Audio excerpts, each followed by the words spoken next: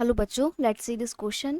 And here this question says, what is liberalization? Describe any four effect of liberalization on the Indian economy.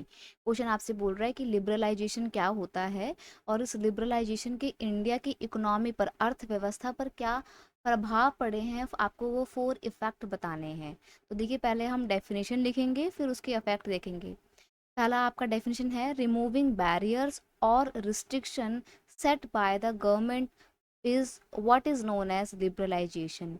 देखो, government के द्वारा जो भी barriers लगाए जाते हैं, जो भी रिस्ट्रिक्शंस सेट की जाती हैं, उनको रिमूव करना, उनको हटाना ही क्या कहलाता है?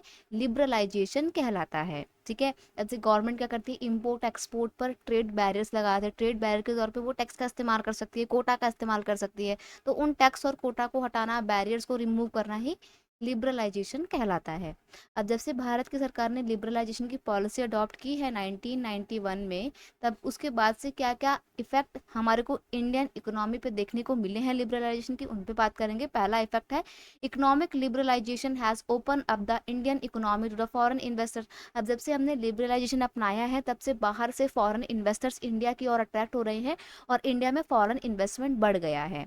दूसरा है, it has also open up the economy to the foreign company who now have greater access to the Indian market। अब देखो क्या हो गया है कि क्योंकि हमने अपनी इकोनॉमी को ओपन कर दिया है, तो बाहर से फॉरेन कंपनियां इंडिया में आ रही हैं। तो इंडिया में जो है अब फॉरेन की चीज़ें भी मिलने लगी हैं, इससे इंडिया का मार्केट और ज़्यादा एक्सपेंड हो गया है। आप देख सकते हो इंडिया में कितने सारे चाइनीज़ टॉयज़ मिलते हैं, कोरियन टॉयज़ मिलते हैं, यूएस के बने हुए टॉयज़ मिलते हैं। तो इससे क्या हो रहा है, इंडिया का जो टॉय मार्केट है वो फ्लॉरिश हो रहा है, वो और ज़्यादा एक्सेस और ज़्यादा बढ़ रहा है।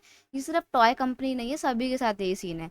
कोई सी भी कंपनी हो, सभी सभी की सभी कंपनी एक्सपेंड हो रही हैं after liberalisation, just because of foreign companies.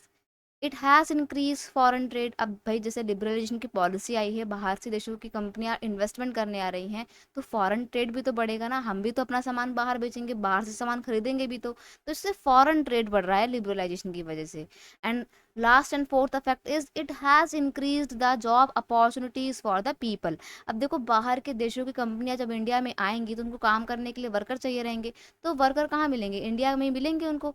और इंडिया में तो वैसे भी स्किल्ड लेबर काफ़ी हैं, अनस्किल्ड भी हैं, पढ़े लिखे लोग भी हैं, इंजीनियर्स भी हैं, इंग्लिश बोलने वाले लोग भी काफ़ी हैं। तो इससे क्या हो रहा है, उन बड़ी बड़ी जो मल्टीनेशनल कंपनी है उनका फ़ायदा भी हो रहा है, और वो इंडिया में आ रही हैं, इन्वेस्टमेंट कर रही हैं। इससे इंडिया में जॉब अपॉर्चुनिटीज़ भी क्रिएट हो रही हैं, भारत के लोगों को हर जगह नौकरियां मिल रही हैं। तो ये कुछ इम्पैक्ट थे हमारे ऊपर, सॉरी अफेक्ट थे इंडियन इकोनॉमी पर लिबरलाइजेशन के।